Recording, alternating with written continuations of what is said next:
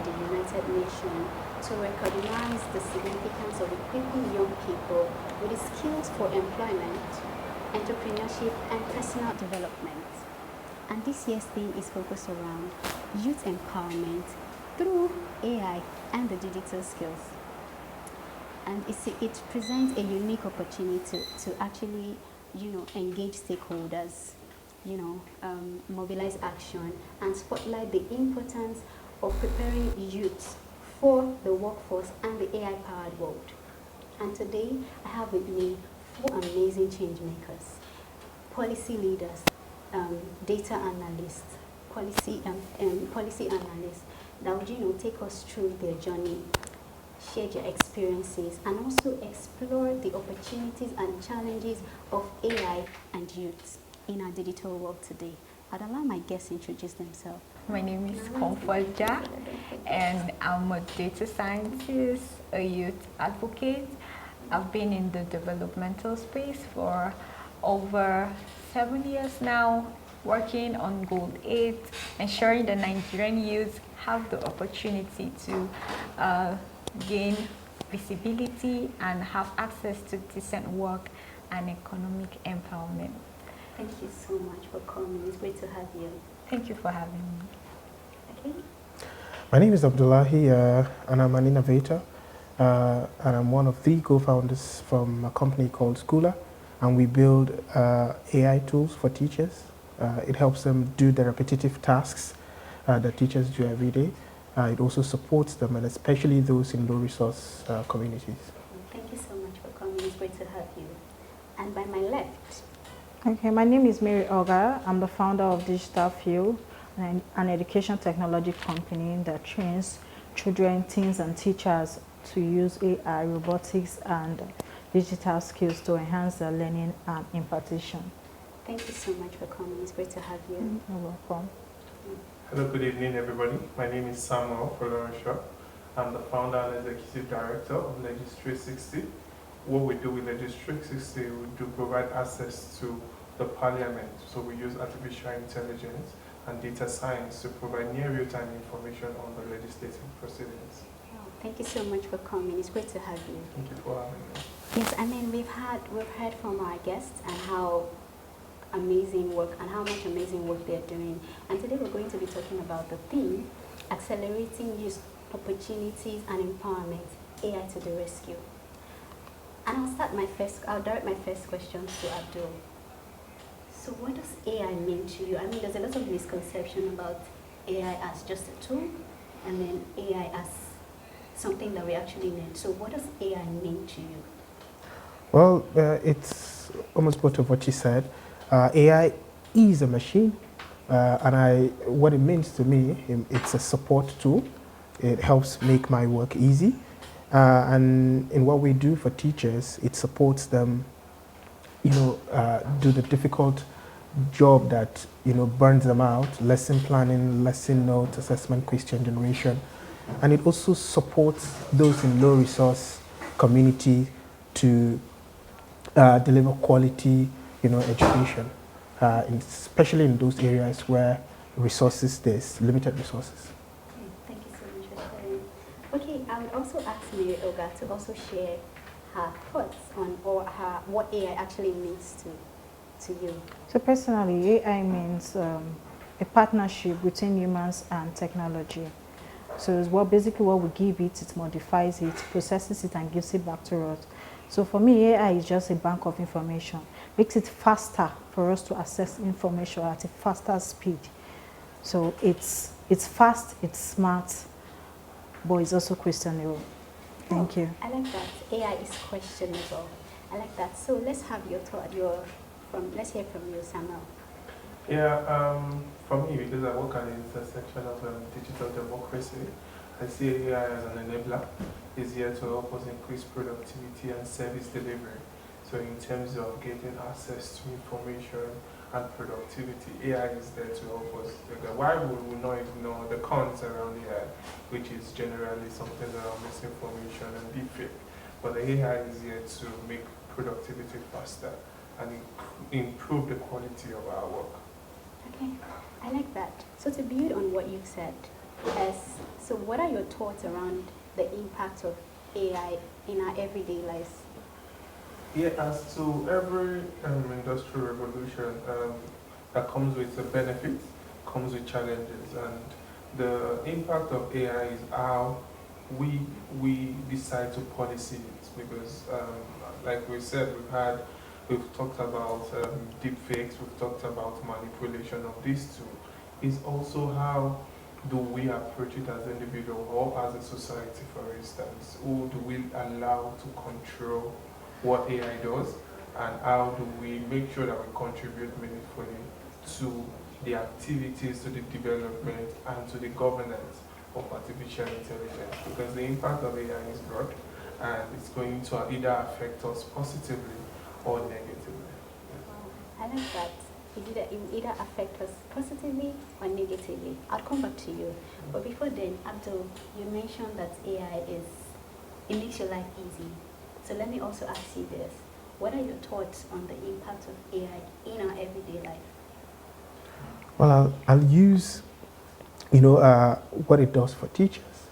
Okay. For example, I'm from, Kaduna, and we've worked with teachers for Yola, Maiduguri, those learning facilitators helping kids out of school. The impact, I would say, is those teachers that are not fully qualified to teach in a regular classroom, having access to resources that they are able to deliver quality instruction. So these are the positive impact that I see, AI can bring to a world where, we keep singing about inclusion, where we cannot, bring about that same inclusion, where there is a big divide. When done well, we're going to see more, bigger impact, amongst the children that these teachers impart knowledge, to, and then how our country and our economy is going to grow, by the next generation. Amazing. Amazing. Thank you so much for sharing. Comfort, building on what Abdul and Samuel has mentioned, they talked about the opportunities in AI. So can AI help solve issues that young people actually care about, like education, access to education, unemployment, political participation, and so many more? Do you think AI can actually help us solve those issues? Yes, AI is doing that, and it has been doing that. So yes, it can help solve the problems faced by youth.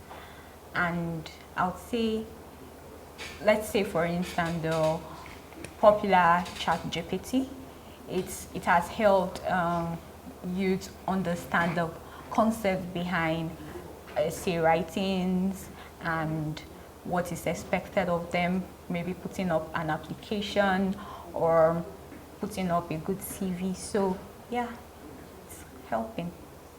Thank you so much for that. Okay, so Mary, I would like your contribution to this question as well. Okay, for education, yes, it's helping because it's a bank of information, like I said earlier. So it's giving access to students. It's dragging information all around the internet or wherever, giving them easy access to the information at one spot.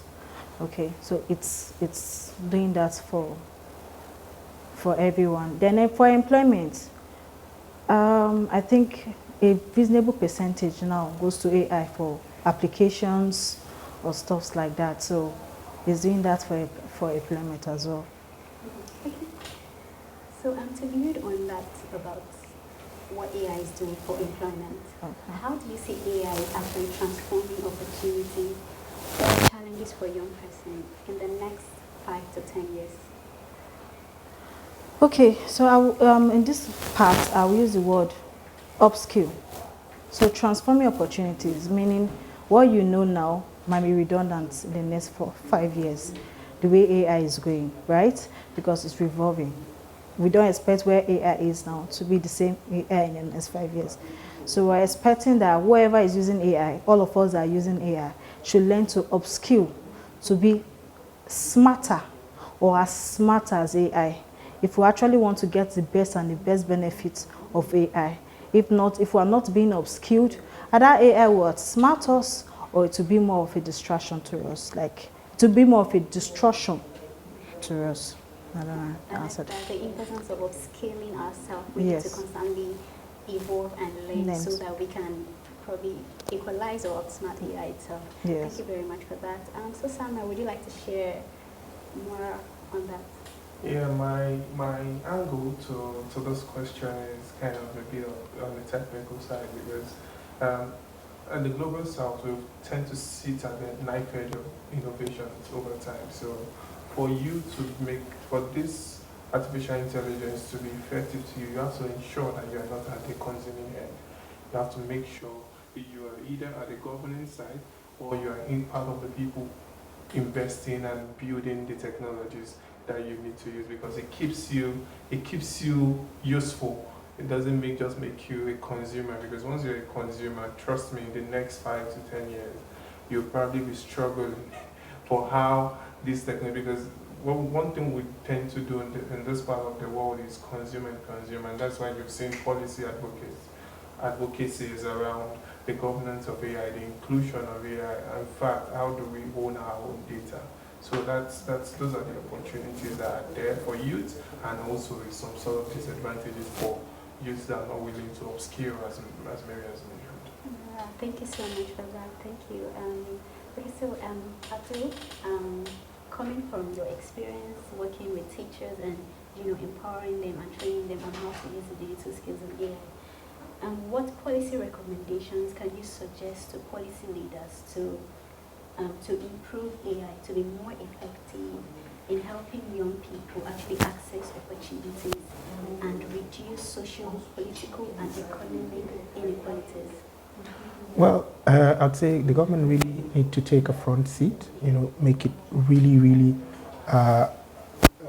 become more serious implementing all the policies they put in place. For example, we speak about the curriculum, the national curriculum being upgraded with digital literacy, as a component in basic education across all board. I know organizations like NIDA has done a lot, building the NDLF or the National Digital Literacy Framework.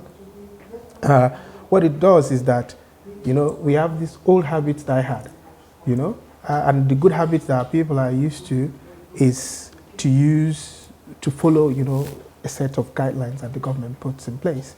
And we cannot be waiting for that, We need to see it happen faster. And if it happens faster, it may just help, us, to survive. As far as opportunities that lie there, is that what I said earlier around increasing access and inclusion, right, gives opportunity to children from, really low resource homes to, change their, destinies, right? We see people using ChatGPT to create content or that they would otherwise not be able to create things that they don't have the right skills for the tools to do, to create animations, create videos. We have to see those opportunities, and there are lots of challenges that comes to that as well. Those that are specialists using those other tools that requires expertise, will definitely be losing their jobs. Then the number of jobs keeps shrinking. I know that there are more opportunities with AI only if we understand it and we're able to exploit it. Thank you. Well, thank you so much. I mean, from what I understand that it's important to start from, Foundation. From the foundation, which including curriculum in schools and then AI curriculum and all of that. Yeah, thank you so much for sharing that. Okay, so Comfort,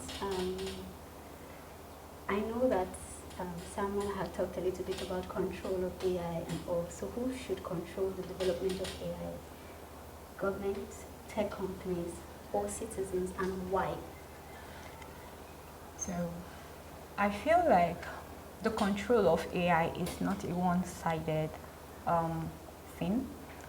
It's a all hand on deck situation, because talking about control, I see a big knowledge gap in the way youths perceive and use AI, because it's just, most times things I'll talk about Nigeria. Basically, is that it's like most times technology just catches us unawares, and then we will have to learn on the run and all that. So there's a knowledge gap that you see.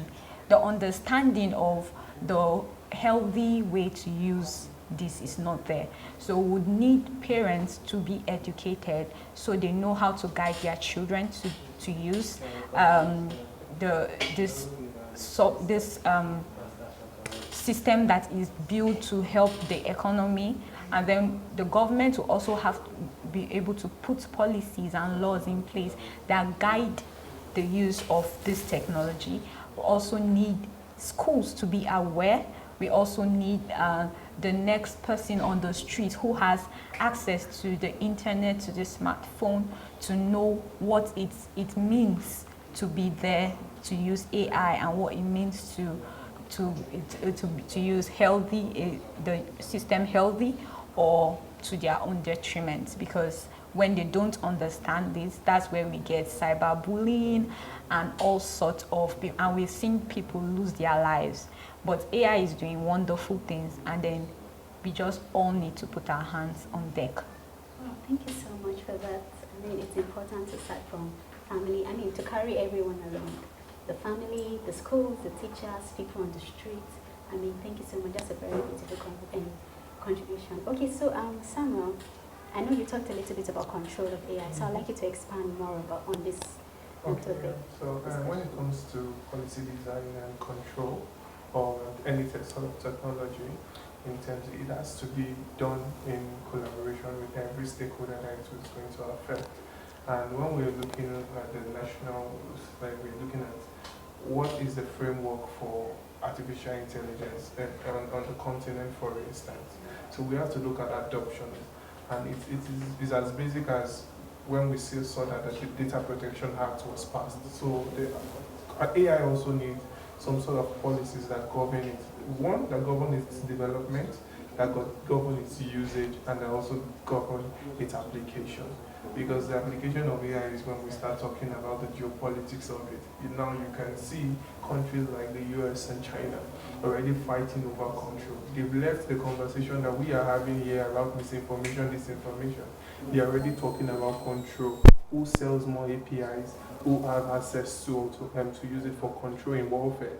So that's a point where we need to get to as a nation or as a continent, for instance. So we have to now begin to see.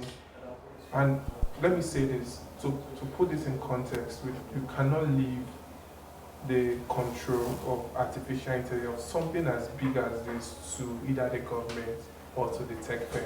Knowing that these two sectors or these two stakeholders can use it any other way. Because if you leave it only to the government, then you can start saying state censorship.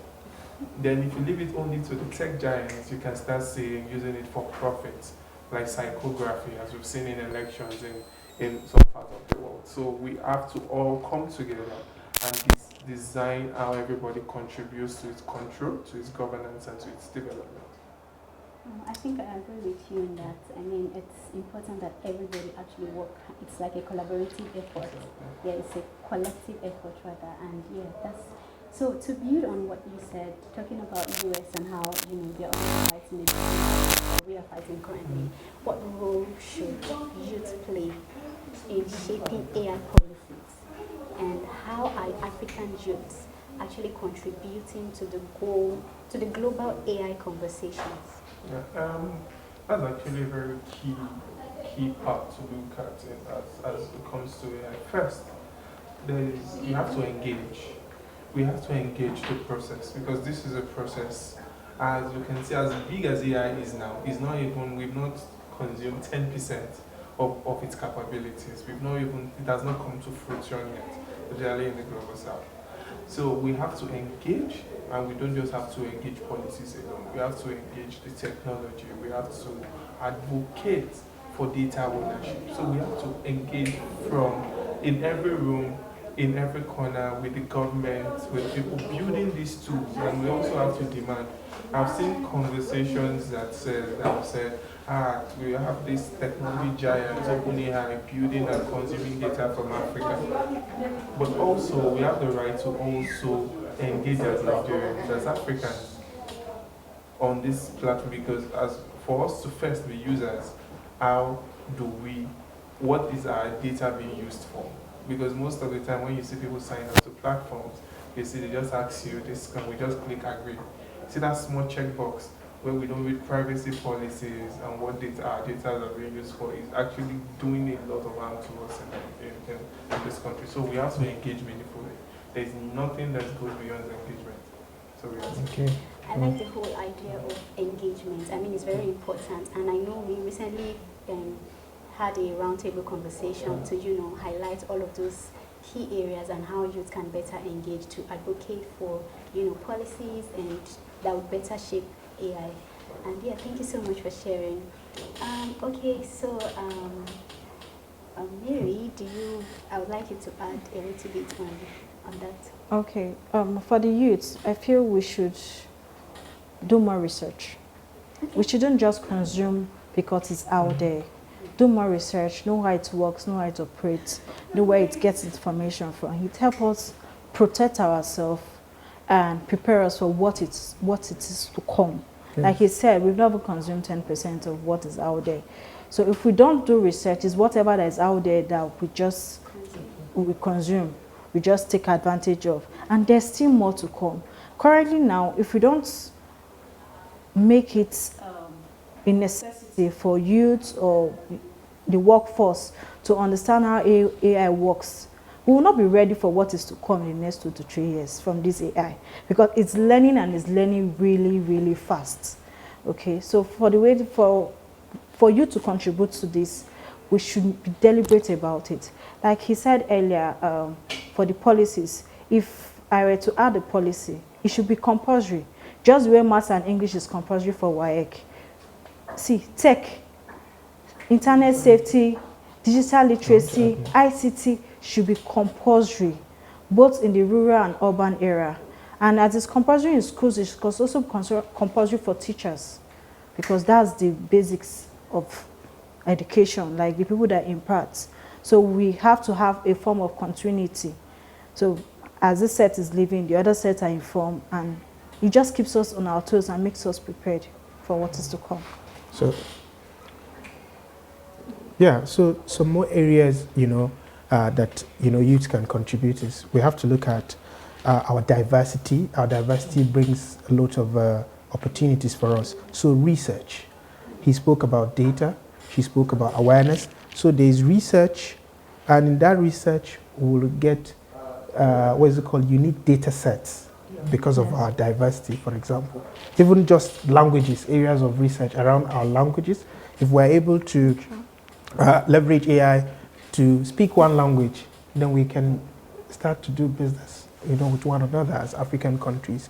And, there's a strategy around data sovereignty. How do we own our own data, right? So, and, AI as a machine is fed with different data sets that makes it, intelligent. Does it know how to speak our over 500 languages? So it presents a lot of opportunities. So that's how youths can actually shape policies around that. And I'll give you an area of research that is very interesting to me, apart from education that I do. For example, health. Health is a very important thing. If the youths are doing a lot of research around health, around our traditional medicine, around the different geographies and what disease affects what area, I think the government will jump into putting policies in place to make sure that, that area, has more opportunities for youth. Wow, thank you so much. I mean, he has spoken a lot about, awareness and advocacy and its involvement, and then you've spoken about research, the importance of actually being informed. And then you also spoke about, various opportunities that people can key into, especially in the health sector. And I think that's a very beautiful, it's a very beautiful conversation. Yes, okay, so I'm going to build on what you shared, which is talking about, do you think that AI should be used in policing, hiring, or surveillance? Or let's think about human rights, equity, and fairness. So if I'll be honest, I said I'm an innovator. You're asking, do I think AI should be used for everything, right? But how are we using it responsibly? And I hate to bring it back that what are the policies that says this is responsible use of AI? And ethically, how are we as people evolving and changing? I used to teach digital literacy, and there's a concept called digital, citizenship.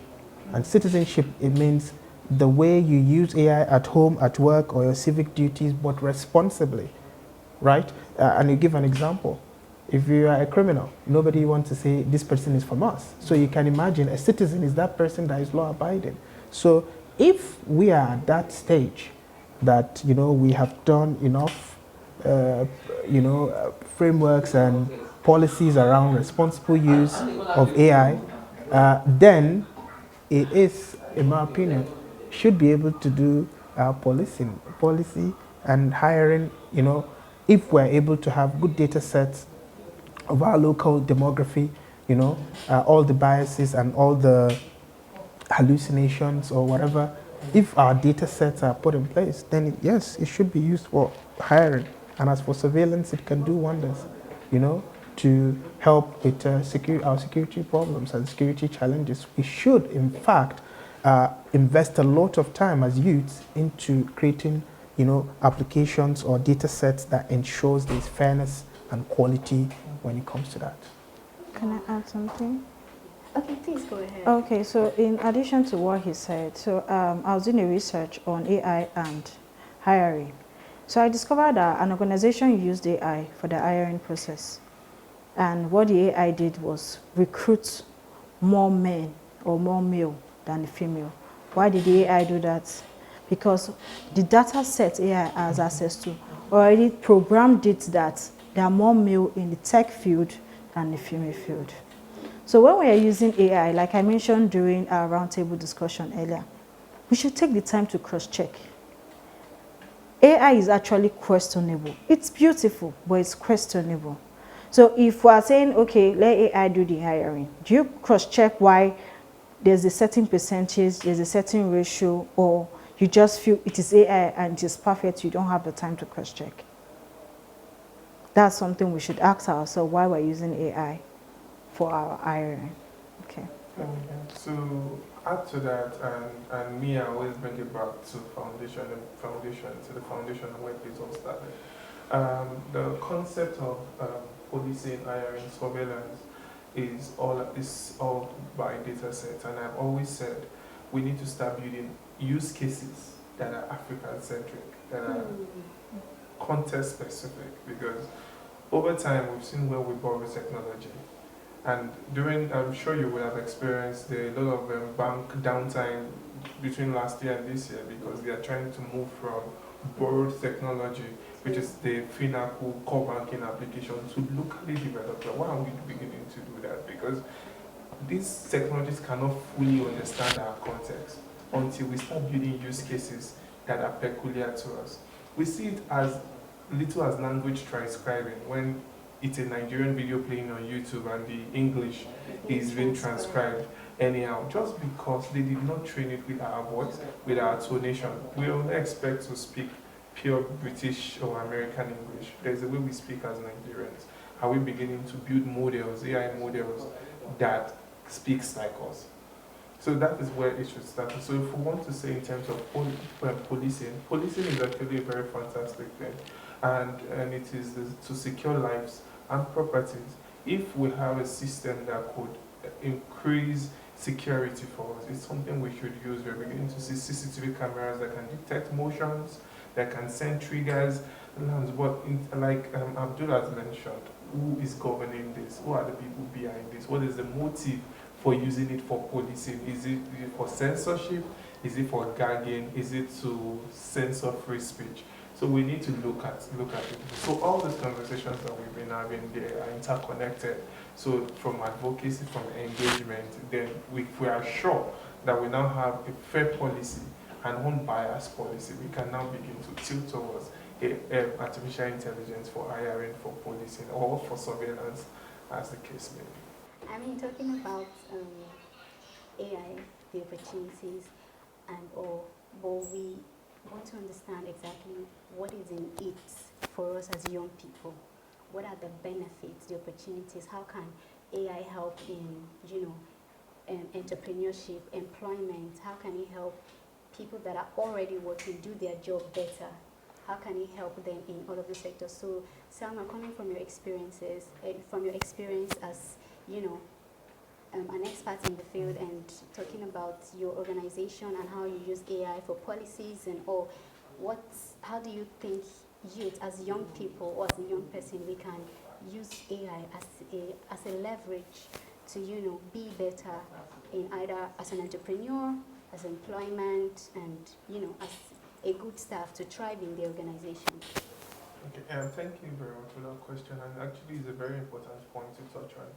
And one of the things I found interesting is how AI are creating new generation of entrepreneurs. Because proud to the emergence of artificial intelligence, for you to have a startup, you need a couple of things. You need tons of staff. You need staff. You need people to pay for researchers. So AI has given you a tool. If you look at agentic AI, you can basically have fast staffs that are virtual. You can have AI as staffs because they can now do automation. So it can help you automate almost everything that you want to do. And these are the benefits, these are the core advantages that artificial intelligence has brought to the young people. It can help you jumpstart. It gives you an head start to whatever you want to do. So if you already have an idea that you are trying to fine tune in your mind, artificial intelligence can serve as that leveler that you can use to jumpstart on that idea. Not give you taking everything it has given you holistically, but you can use it to start up your life as an entrepreneur. You can also use AI from the work that we do at Registry 360. AI is helping us improve service delivery. And I've talked a lot about digital democracy. It's helping us give open access to the legislature. And one of the things we do with artificial intelligence is to keep everybody informed. So AI has helped us to make a lot of young people informed about policies that concern them, about how it affects their life, how it affects how they school. And we've been able to use artificial intelligence to increase citizens' engagement, to also increase citizens' civic education around the legislature. So that is the opportunities that AI has availed us. It has helped us improve our efficiency. It has helped us improve how we deliver our service to the population, be it urban or be it rural. Thank you very much. So, Amy, would you like to share about opportunities that AI can actually provide for young people? Okay, AI helps us with efficiency, right? It makes the work faster, so saves time and makes the work smarter. Right now, 2 years ago, in my company, we're training kids on how to build a smart door. It's an AI because you're teaching them sensors. Possibly when they go to an hotel, it opens. They don't know how that works. You don't need to get a gateman or get a staff that has to open the door. You just walk, it senses you, and that is it. So it creates efficiency. You are not waiting to knock. You are not waiting to try to see if there are keys or stuff like that. It makes it easy. For content creation right now, AI is, in short, it suggests niches for you. You're a single mom or you're a mom that doesn't have a job at home. Ask AI, what's the selling topic on the internet? It's going to list out a lot of topics for you. You could start from there and start developing from it, right? It's in short, basically, it will even give you how people think, the number of hours people spend online trying to possibly get an information. So it's creating an opportunity for open content creators. Okay, and the offices, during our roundtable discussion, someone said his AI is his office assistants. That means you don't want a secretary. Your emails are being booked, your meetings are being booked, everything is being booked. So AI makes it really, really easier, faster, efficient, and saves cost. Thank you very much. Thank you so much. So, Abu, can you share about how AI has helped teachers coming from your experience and your, Yes, I want to speak optimistically because I think I spoke a little bit around the challenges that AI will bring. It will take a lot of jobs, especially jobs that are, repetitive, that requires automation. But then with that comes a lot of opportunity if you use it to your own advantage. The things that teachers hate the most, I think, is that tedious job like lesson preparation that takes hours, burnout, no time for your family. But with AI, you're able to save a lot of that time. And then now they can focus on lesson delivery. So if they are able to deliver better lessons, they are able to inspire the next generation. We have a definition at Schooler. We say a teacher is someone who inspires, and we don't have a difference between a mother and a teacher. You learned maybe your first word from your mother, and we're able to inspire a new generation of entrepreneurship. No more waiting for government jobs. Jobs are going to be created by individuals. Teachers are able to see opportunities, like she has said, ways to future-proof yourself, such as picking up a skill around carpentry, doing it smart, tailoring, okay, fashion designing, how you can make a lot of money. And I'll come back to teachers. I keep telling them, I was in Saudi a few years ago, and because Saudi has opened its borders, they want to teach their kids English. Even though education is free in Saudi or Vietnam or a lot of other places in the world, even though education is free, to learn in English has to be in private schools and is expensive. Imagine hustlers that Nigerians are, and young Africans, the youthful population that we have, taking advantage of that. AI can bring the nuances and the context of those countries, helping a local teacher earn more money, right? So when used correctly, AI can unlock a lot of opportunity. We've seen it for content creation. I'm pretty sure it's going to do that for,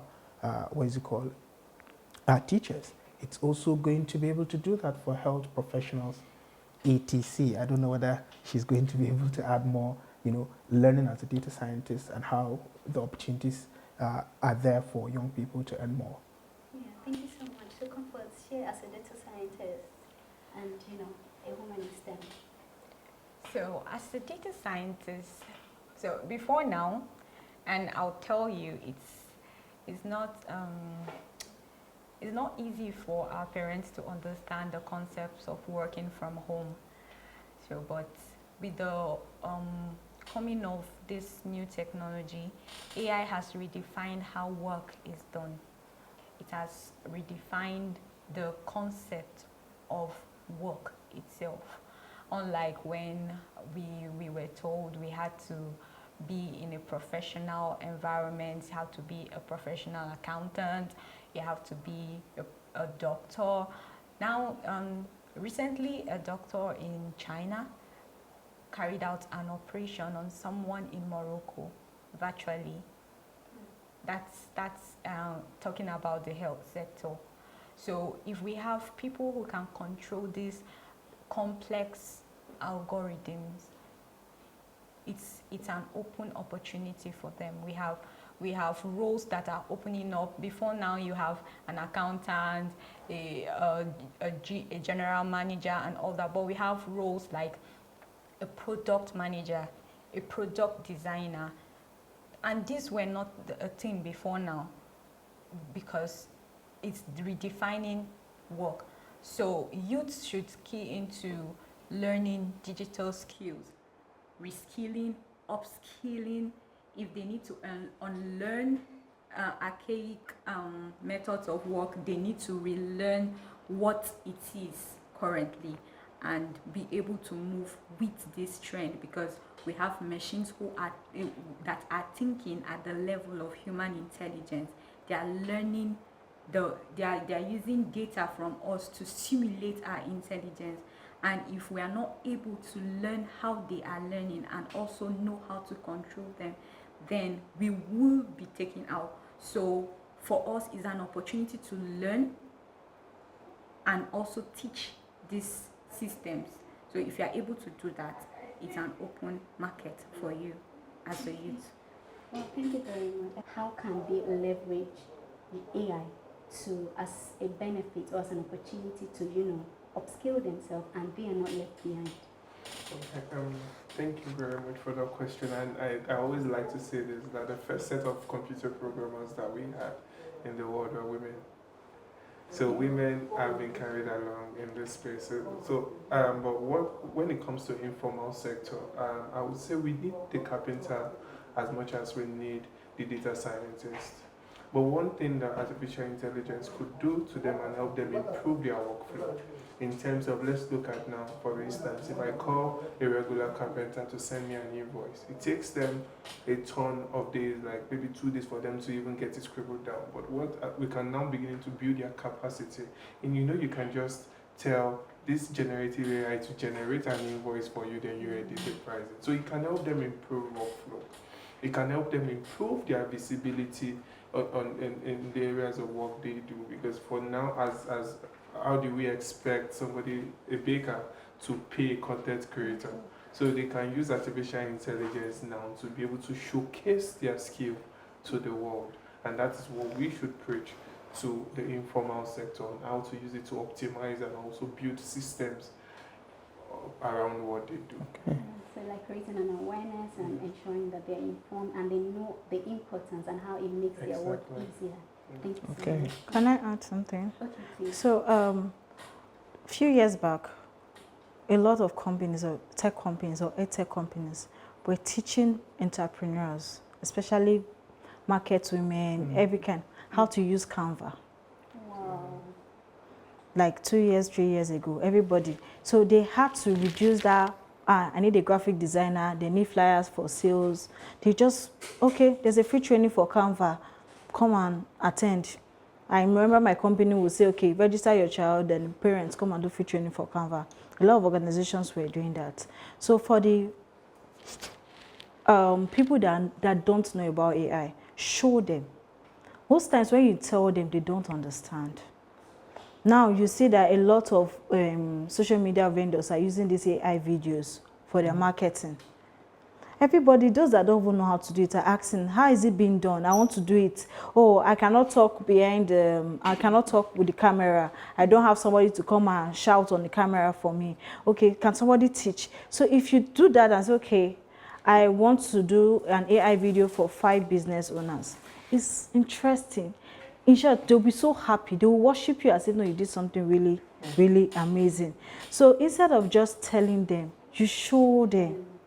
You instigate their interest. Tomorrow now, they cannot come and meet you to come and do a free video. They'll say, auntie, come and teach me how they won't do this thing safe. They might not be perfect, but you've imparted them one way or the other. Okay, so it might not be just telling, might be indirectly showing, teaching them one step at a time. A few years back, it was Canva. Now it is AI videos. Tomorrow it might be something else.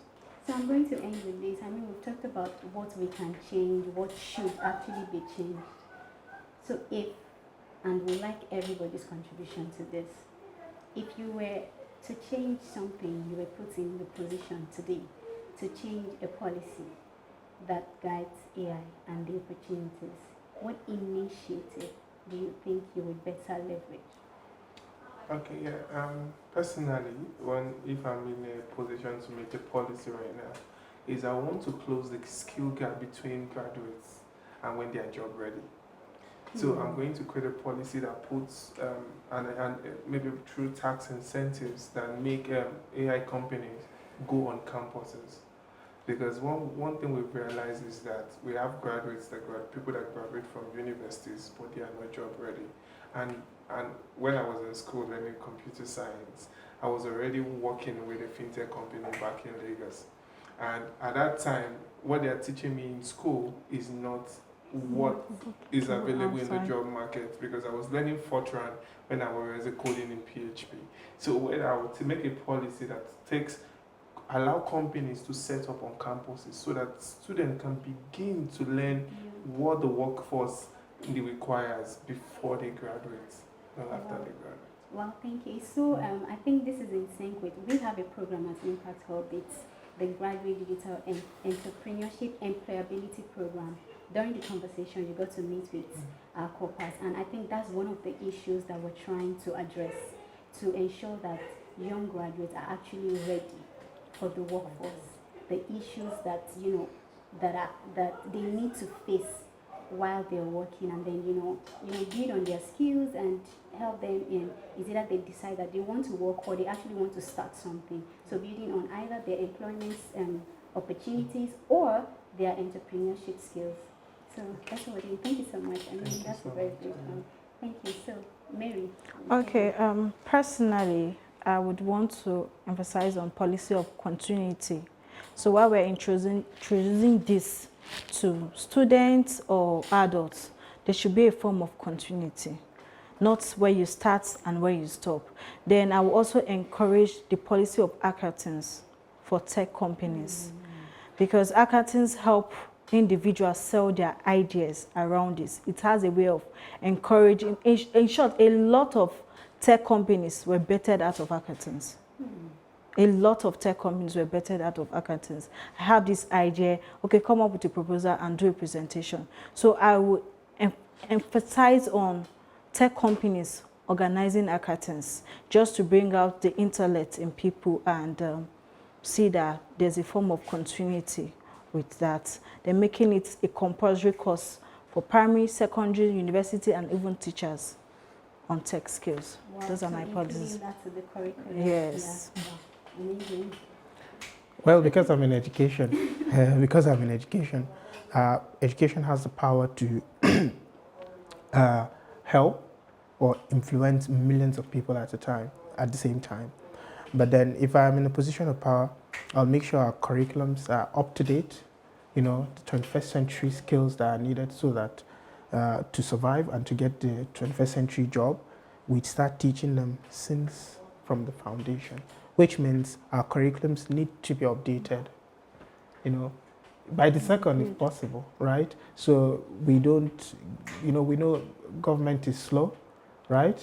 If I'm in position of going, I'll make it faster, especially for curriculums. And if we're able to do that, we're able to prepare kids for the future that we don't even know. The jobs of the future we don't know today. How do you prepare them? So you are able to look at global frameworks, global standards, what are others doing, and then implement them locally. Well, thank you so much for that. Okay, so comfort. Okay, so let me come from this angle. We've seen the government put its foot down on some things, and we know that they can actually enforce the law in things like when there was the no movement in the East on Mondays, a forced stay at home. Now, I would say if I was in the position to effect any policy I would put it that parents and schools simulate an environment right from the crèche, play classes, where these children are exposed to technology at a very young age. We have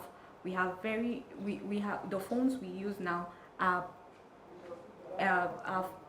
created, and they are being designed by 9-year-olds, 10 years old in China, because an environment was simulated for them to be able to be creative and think and see that it's possible. So if we begin to simulate the minds of our young ones, instead of giving that girl a baby doll, I would probably give her a Raspberry Pi and some for her to just work with, and for him to just, and in that we would grow a generation that is tech savvy, that is focused on creation rather than consuming. Wow. To grow a country or a world that is focused on creation rather than consuming. I think that would be my take on from that and from this. I mean, thank you so much. With this, we've come to the end of today's session. Thank you so much to my guests, and thank you so much for all of your contribution, and thank you to everyone for watching. Please like, share, and follow. Happy World Youth Skill Day.